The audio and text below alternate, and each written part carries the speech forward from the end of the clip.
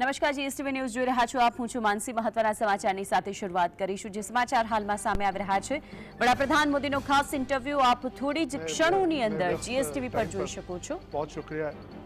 ANI की तो दर्शकों की संख्या भांति भांति की है, तो उन सभी दर्शकों को नमस्कार. मोदी जी, अब लगभग आखिरी दौर आ गया है चुनाव का. क्या जो आपने लक्ष्य तय किया था 400 पार का, आपको लगता है कि वो पार हो रहा है? क्योंकि विपक्ष तो कन्विंस्ड है कि ऐसा नहीं हो रहा है. वो कह रहे हैं कि 220 240 होगा. आखिरी दौर शब्द प्रयोग किया आपने. मुझे उसमें बहुत सी चीजें नजर आ रही है. एक, हमारा एक नया दौर शुरू होगा, उसका उसके अंदर संकेत है. दूसरा, जो लोग बड़े सपने देख करके बड़े वादे कर रहे थे, उनके लिए भी आखिरी दौर है. तो चुनाव का आखिरी दौर ऐसा इतना नहीं, उनकी स्थितियों का भी आखिरी दौर है.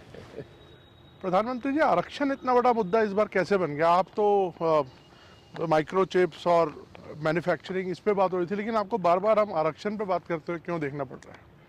मुझे नहीं करना पड़ रहा है, मुझे सचेत करना है मेरे एससी, एसटी, ओबीसी और अति पिछड़े भाई बहनों को, क्योंकि इनको अंधेरे में रख करके ये लोग लूट चला रहे हैं.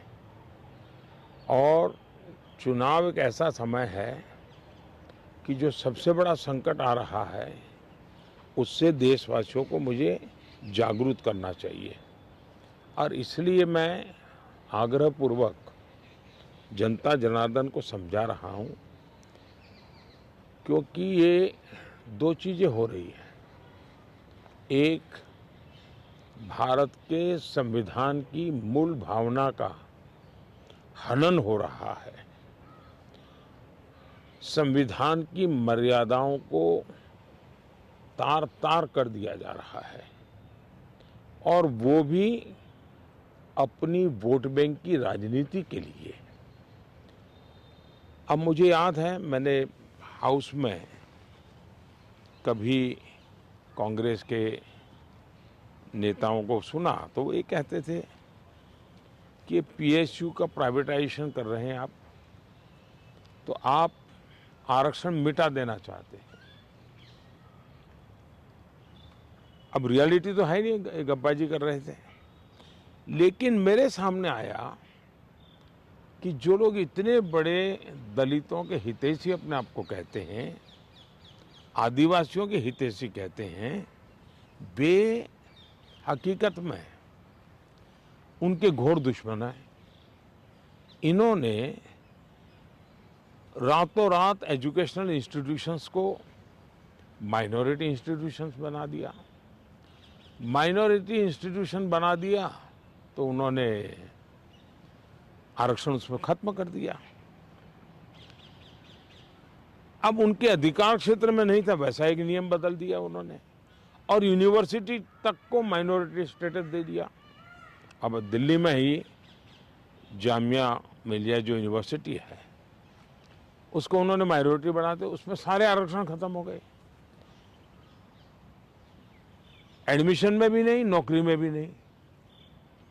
और बाद में तो चीजें उभर करके आई कि करीब करीब 10,000 ऐसे इंस्टीट्यूशंस हैं जिसको इस प्रकार से आरक्षण के जो एससी, एसटी, ओबीसी का अधिकार था, वो पिछले दरवाजे से उसको छीन लिया गया है. संविधान की पीठ में छोड़ा भोंका दिया है. बाबा साहब आम्बेडकर ने जिस सपने से ये व्यवस्था खड़ी की थी, उसको इन्होंने वोट बैंक के लिए गिरवी रख दिया है. तो ये एक चिंताजनक बातें मेरे सामने जब आई, तब मुझे लगा कि मेरा दायित्व बनता है कि मैं देश को अवगत. इतने में इनका मैनिफेस्टो आया. इस मैनिफेस्टो ने और चौंका दिया, और इसलिए मैंने पहला मैनिफेस्टो देखते ही मेरा पहला कमेंट था कि ये मैनिफेस्टो पर मुस्लिम लीग की छवि है. तो 2-3 दिन तो उनको लगा कि इसका जवाब देने की जरूरत नहीं है, ये अपने आप ही बात खत्म हो जाएगी। जब उन्होंने कोई जवाब नहीं दिया तो फिर मैं एक एक चीज खोलने लगा। जैसे इस देश में वो ये कहें कि हम खेलकूद में भी माइनॉरिटी के लिए कोटा फिक्स करेंगे। आज पंजाब के मेरे बच्चे जो खेल जगत के अंदर बहुत अच्छा कर रहे हैं, बंगाल के मेरे नौजवान फुटबॉल में बहुत अच्छा कर रहे हैं, उत्तर प्रदेश के हमारे नौजवान जो एथलेट्स में काफी अच्छा कर रहे हैं, अब वो अपनी जवानी उसमें खपा देते हैं। 10-12 साल की उम्र से लेकर के 25 सोचने तक ये लोग इतना तप करते हैं जी, तपते हैं, शरीर को तपाते हैं। खिलाड़ी ऐसा नहीं बनता है जी।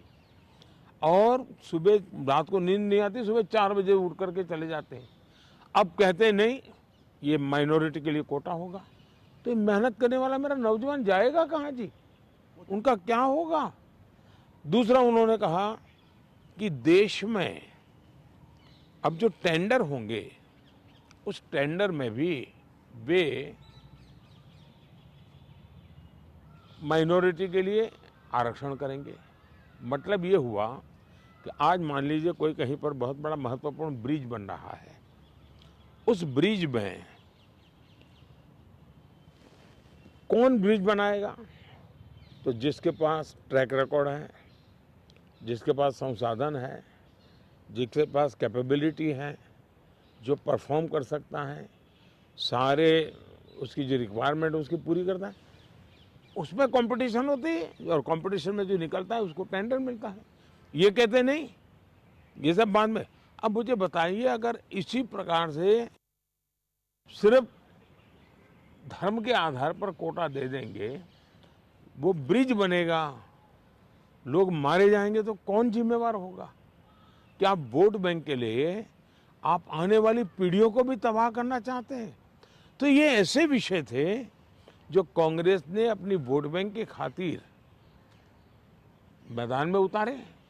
तब मेरा कर्तव्य बनता है कि मैं मेरे दलित भाइयों के अधिकार के लिए लड़ूं, मेरे आदिवासी भाई बहनों के अधिकार के लिए लड़ूं, मेरे ओबीसी पिछड़े भाई बहनों के अधिकार के लिए लड़ूं, और इसलिए मैं लड़ाई लड़ रहा हूं। तो ये जो परसेप्शन बनाया जा रहा है कि आप आए तो बिल्कुल आरक्षण ही खत्म कर देंगे, ये क्या, इस पर क्या बोलेंगे आप? इन्होंने ये पाप कर दिया है, उसके खिलाफ मैं बोल रहा हूं, इसलिए उनको झूठ बोलने के लिए ऐसी चीजें का उपयोग करना पड़ रहा है। अभी कोलकाता हाई कोर्ट का सर एक ऑर्डर आया है जिसमें 2010 के बाद जितने ओबीसी सर्टिफिकेट बन रहे हैं उसको खारिज कर दिया है।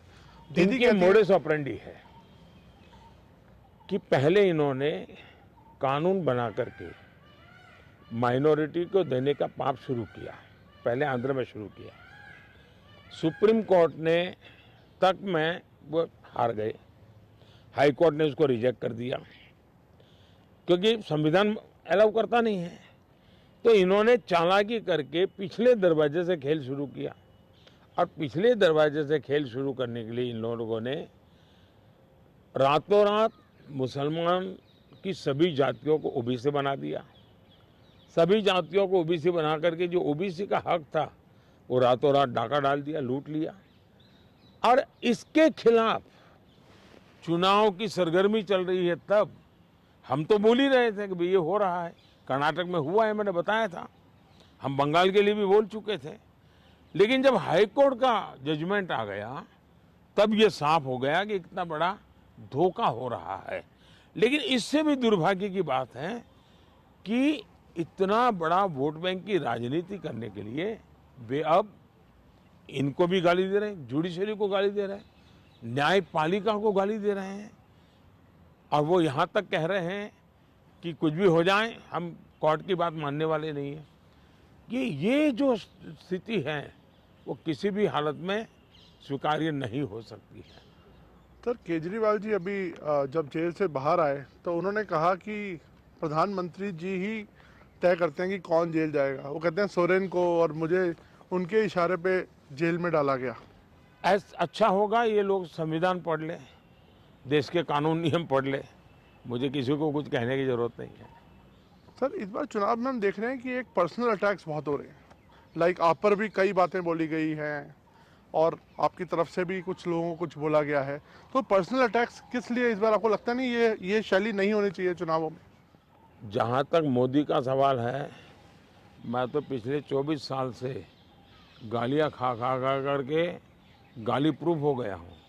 मौत का सौदागर किसने कहा था? गंदी नाली का कीड़ा किसने कहा था? और मेरे यहाँ तो पार्लियामेंट में एक दिन हमारे एक साथी ने हिसाब लगाया था, 101 गालियाँ गिनाई थी। तो चुनाव या चुनाव न हो, ये लोग मानते हैं कि गालियाँ देने का हक उनका ही है, और वे हताश निराश इतने हो चुके हैं कि गालियाँ देना, अपशब्द बोलना, ये उनके शायद जहन में है, उनके स्वभाव में हो गया है।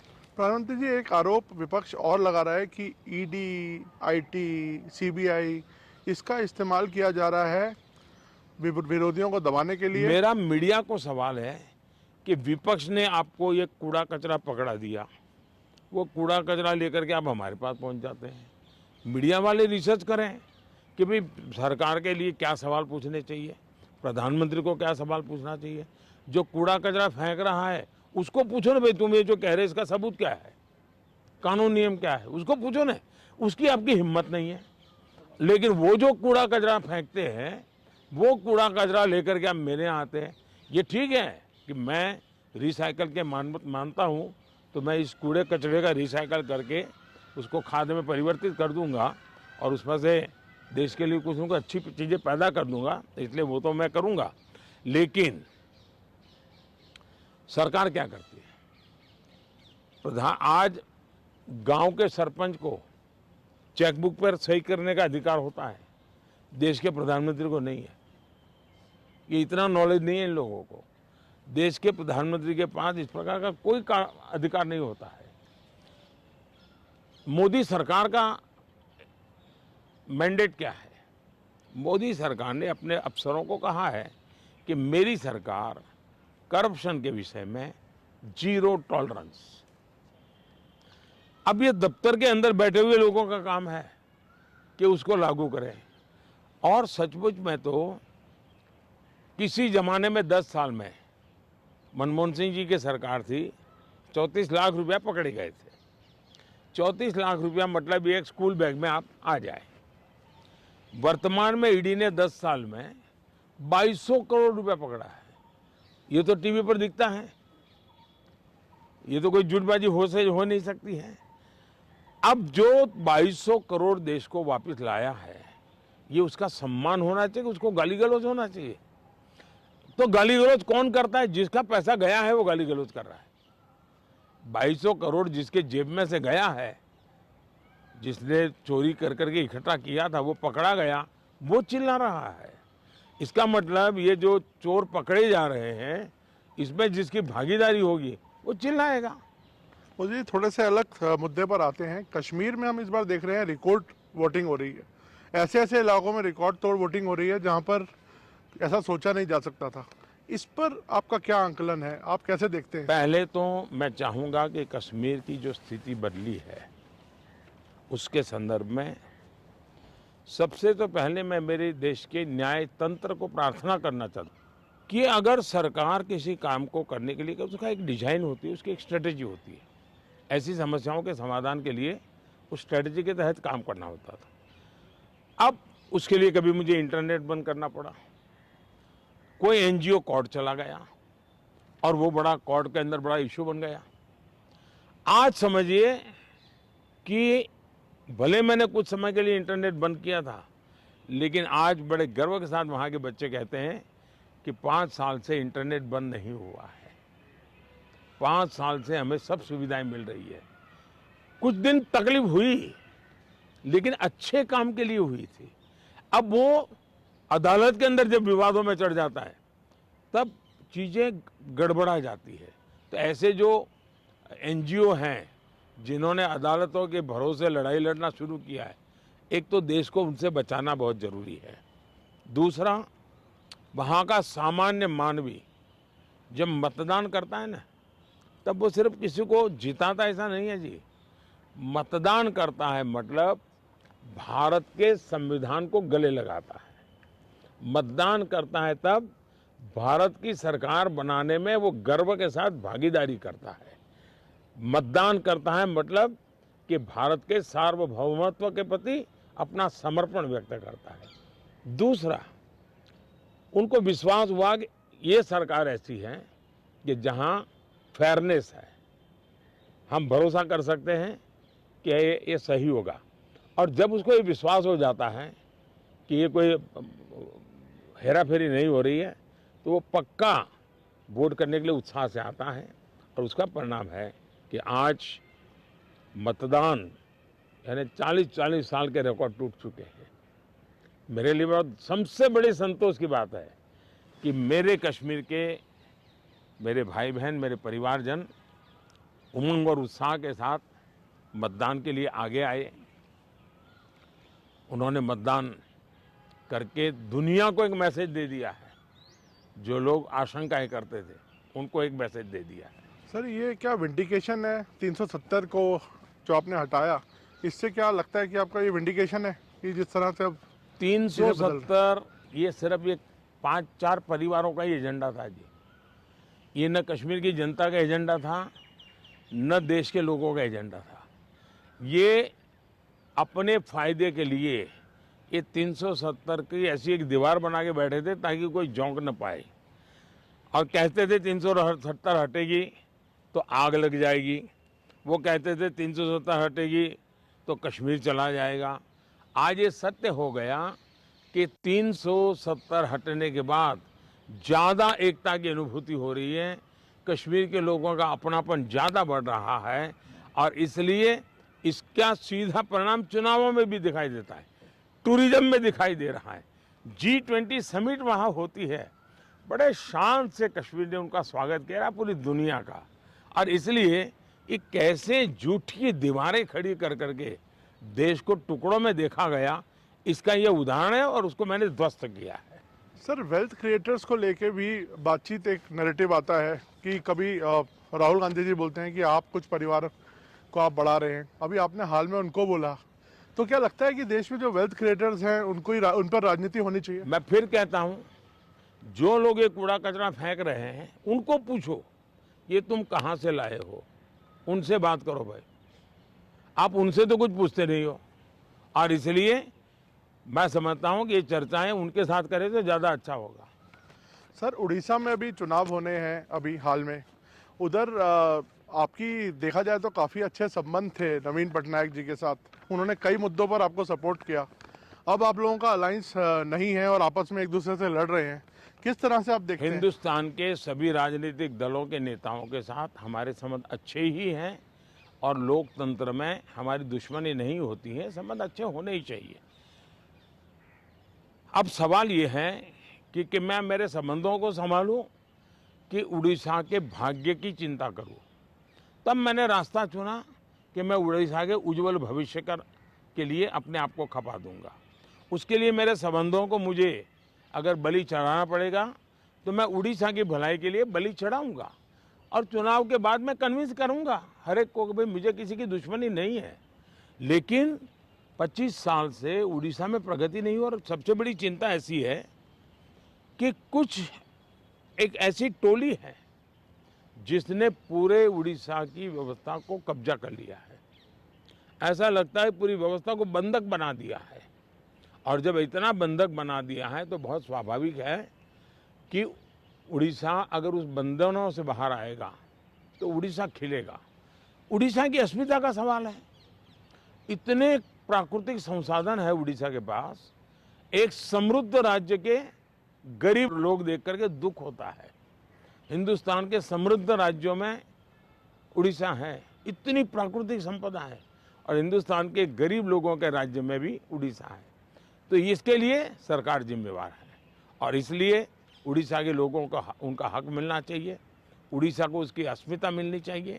उड़ीसा का भाग्य बदलने वाला है, सरकार बदल रही है। मैंने कहा है कि उड़ीसा की वर्तमान सरकार की एक्सपायरी डेट 4 जून है और 10 जून को बीजेपी का मुख्यमंत्री उड़ीसा में शपथ लेगा।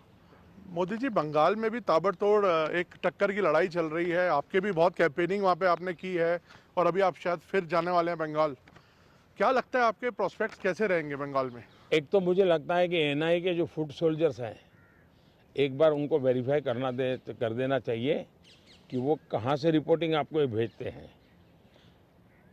बंगाल के चुनाव में टीएमसी पार्टी अस्तित्व की लड़ाई लड़ रही है। आपने देखा होगा पिछले असेंबली के चुनाव में हम 3 थे, 3 में से बंगाल की जनता ने हमें 80 पर पहुंचा दिया। हमें लोकसभा के अंदर भारी बहुमत पिछले चुनाव में मिला था। इस बार पूरे हिंदुस्तान में द बेस्ट परफॉर्मिंग स्टेट कोई होगा तो पश्चिम बंगाल होने वाला है। भारतीय जनता पार्टी को सर्वाधिक सफलता पश्चिम बंगाल में मिल रही है और पश्चिम बंगाल का चुनाव एक तरफा है, जनता जनार्दन उसको लीड कर रही है और उसके कारण सरकार में बैठे हुए लोग, टीएमसी के लोग बौखलाए हुए हैं। लगातार हत्याएं हो रहे हैं, हमले हो रहे हैं, भाजपा कार्यकर्ताओं को चुनाव के पहले जेलों में बंद कर दिया जा रहा है। ये सारे जुल्मों के बावजूद भी मतदान भी जनता ज़्यादा कर रही है और वोट भी ज़्यादा हो रहा है। मोदी जी, आपके हिसाब से तो लगभग अब आपका तय है आना, और सबको लगता है ऐसा, ज़्यादातर लोग आपको प्रिडिक्ट कर रहे हैं कि आप वापस आ रहे हैं। तो मोदी 3.0 में ये देश क्या उम्मीदें रखे आपसे? क्या आपकी प्रायोरिटीज होंगी? विकसित भारत, 1 पॉइंट एजेंडा, विकसित भारत। चलिए, बहुत बहुत धन्यवाद भैया, नमस्कार। અનામત પર સચેત રહેવું જરૂરી છે, વડાપ્રધાન મોદીએ કહ્યું અને સાથે સાથે અનેક મુદ્દાઓ પર તેમણે વાત કરી. કહ્યું કે અપશબ્દો જે બોલે છે તેને જઈને આ પ્રશ્ન પૂછવો જોઈએ. વિપક્ષને પોતાના વોટ બેંકની ચિંતા છે, વડાપ્રધાન મોદીએ આ ઉલ્લેખ કર્યો છે. શૈક્ષણિક સંસ્થાઓને કોંગ્રેસે માઇનોરિટી સંસ્થા બતાવી છે, વડાપ્રધાન મોદીએ આ વાતનો ઉલ્લેખ કર્યો. જે ઇન્ટરવ્યૂ આપ્યો હતો A9 તેમાં કોંગ્રેસના મેનિફેસ્ટોમાં મુસ્લિમ લીગની છબી છે. કારણ કે વડાપ્રધાન મોદીએ કહ્યું કે મેનિફેસ્ટોને લઈને જ્યારે તેમણે આ મેનિફેસ્ટો વાંચ્યો ત્યારે કહ્યું કે એમાં તો મુસ્લિમોની લીગને લઈને છબી છે. જો લઘુમતી અનામત આવશે તો બીજા રાજ્યના ખેલાડીનું શું થશે? કારણ કે અનામતને લઈને જ્યારે વડાપ્રધાન મોદીને સવાલ પૂછાયો ત્યારે તેમણે આ જવાબ આપ્યો. ખેલકૂદમાં પણ કોંગ્રેસ અનામતની વાત કરે છે તેવું પણ વડાપ્રધાન મોદીએ કહ્યું છે. વિપક્ષ સંવિધાનની મર્યાદા તોડી રહ્યું છે, વિપક્ષ કે જે સંવિધાન ઉપર બોલવા માટે કંઈ તૈયાર નથી.